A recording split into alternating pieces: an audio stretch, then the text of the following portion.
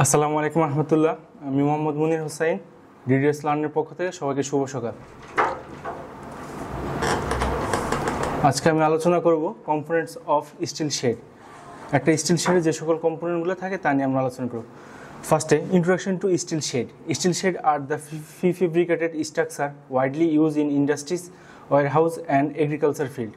Still শেডটা আমাদের একটা হলো প্রিফেব্রিকেটেড স্ট্রাকচার, এটা সব থেকে বেশি ইউজ করা হয় আমাদের ইন্ডাস্ট্রিতে আর ওয়ারহাউস তৈরিতে এবং এগ্রিকালচার ফিল্ডে তৈরি করা হয়। সাধারণত অনেক সময় আমরা দেখতে পাই যে অনেক ফ্যাক্টরিকে দ্রুত প্রোডাকশনে যাওয়া লাগে, সেই ক্ষেত্রে আরসিসি স্ট্রাকচারের তুলনায় স্টিল স্ট্রাকচারে সে দ্রুত একটা স্ট্রাকচার তৈরি করতে পারে, কারণ স্টিল স্ট্রাকচারটা হলো প্রিফেব্রিকেটেড, মানে ফ্যাক্টরি থেকে এটা ফেব্রিকেশন করা হয়, জাস্ট সাইডে নিয়ে এসে কানেকশনের মাধ্যমে এটা তৈরি করা হয়, তাই তুলনামূলক কম সময় লাগে। তাছাড়াও আমাদের অনেক সময় ওয়্যার হাউস বা ফ্যাক্টরিতে অনেক বড় বড় মেশিনারি লাগে, সেক্ষেত্রে আমাদের হাইটে একটা লিমিটেশন থাকে, সেই লিমিটেশনগুলো স্টিল স্ট্রাকচারের মাধ্যমে আমরা সলভ করতে পারি। কম্পোনেন্টস অফ স্টিল শেড, আমরা এই পিকচারে একটা স্টিল শেডে যে সকল কম্পোনেন্ট দিয়ে গঠিত তা আমরা দেখতে পাচ্ছি। ফার্স্টে আমরা দেখি column are the vertical structural member that carry load from the rafters and transfer to the foundation. Column একটা ভার্টিক্যাল স্ট্রাকচারাল মেম্বার, যেটা আমার উপরে যে রাফটার আছে, রাফটার থেকে যে লোডগুলো আসে ওগুলো ক্যারি করে এবং ফাউন্ডেশন ট্রান্সফার করে। Rafter the horizontal member and exterior roof support of the main interior structure element of the steel building. রাফটারটা হলো আমাদের যে আমরা স্ট্রাকচারে স্টিল শেডের একটা ফ্রেমওয়ার্ক তৈরির ক্ষেত্রে মূলত কাজে লাগে, তাছাড়া আমাদের রুফে যে লোডগুলো আসে তা ক্যারি করে আমাদের কলামের মধ্যে দেয়, আর এটা আমাদের মূল স্ট্রাকচার মেম্বার হিসেবে কাজ করে থাকে।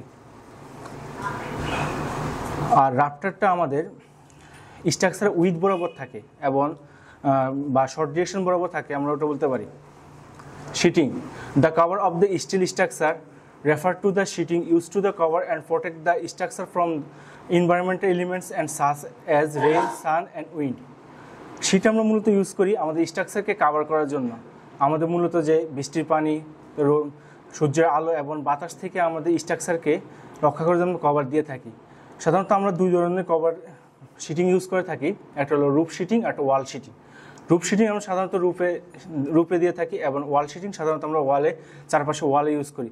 তবে ওয়াল শিটিং দেওয়ার ক্ষেত্রে আমরা একটা নির্দিষ্ট হাইট পর্যন্ত আমরা ব্রিক ওয়াল দিই, তারপর আমরা শিটিং ইউজ করি। এর মূল কারণ হলো বর্ষাকালে যে বৃষ্টির পানি আসে, ওই বৃষ্টির পানির সাথে কাদা মিশ্রিত হয়, আমাদের শিটের নিচে অংশগুলো নষ্ট করে দেয়, তাছাড়া আমাদের স্টিল শেডের মধ্যে পানি ঢুকে।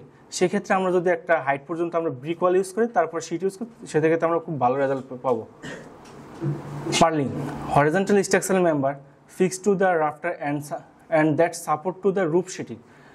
আমরা আমাদের যে স্ট্রাকচার রাফটার শর্ট ডিরেকশন যে রাফটার থাকে, ওর উপরে আমাদের পার্লিন থাকে, ওটা লং ডিরেকশন বরাবর থাকে, অর্থাৎ রাফটারের অপোজিট ডিরেকশনে আমরা পার্লিন ইউজ করি। আর পার্লিনের মূল কাজ হলো আমাদের যে রুফে সিটা ছোটার সাপোর্ট দেওয়ার জন্য আমরা পার্লিন ইউজ করে থাকি।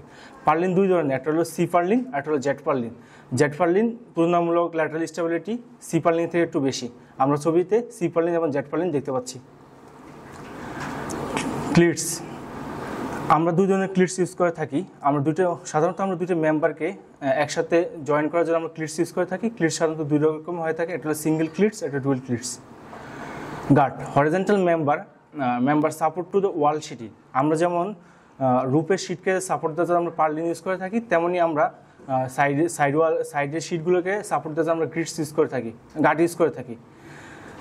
সাধারণত পার্লিনের থেকে গার্ডের থিকনেস তুলনামূলক কম হয়, কারণ হলো পার্লিনে আমার ল্যাটারাল ইফেক্ট মানে উইন্ডের ইফেক্ট একটু বেশি আসে, সেই তুলনায় আমাদের গার্ডে উইন্ডের ইফেক্ট কম আসে, তাই আমাদের গার্ডের থিকনেস আমরা কম ইউজ করে থাকি। Bracing provided lateral stability to the shed. আমরা যে স্টিল শেড তৈরি করব, সেটাতে দেখা যায় যে অনেক সময় ল্যাটারাল ইফেক্টের বেশি আসার কারণে এটা আনস্টেবল হয়ে যায়। সেক্ষেত্রে আমরা যদি বেসিং ইউজ করি তা আমরা ল্যাটারাল স্টেবিলিটি পাই। সাধারণত আমরা দুই ধরনের বেসিং ইউজ করে থাকি, একটা হলো হরাইজন্টাল বেসিং আর একটা হলো ভার্টিক্যাল বেসিং। হরাইজন্টাল বেসিং সাধারণত আমরা রুপে দিয়ে থাকি, তাই আমরা রুপ বেসিং নামেও পরিচিত। ভার্টিক্যাল বেসিং আমরা সাধারণত ওয়ালে ইউজ করে থাকি, আর বেসিং সাধারণত আমরা বি বেসিং, ইনভাইটেড বি হিসেবে, ডায়াগোনাল বেসিং, এক্স বেসিং এবং কে বেসিং হিসেবে ইউজ করি। তবে সবথেকে বেশি আমরা ইউজ করি এক্স বেসিং। আর বেসিংয়ের ম্যাটেরিয়ালস হিসেবে আমরা রড বেসিং, অ্যাঙ্গেল বেসিং, কেবল বেসিং, টিউব বেসিং এবং 5 বেসিং ইউজ করে থাকি।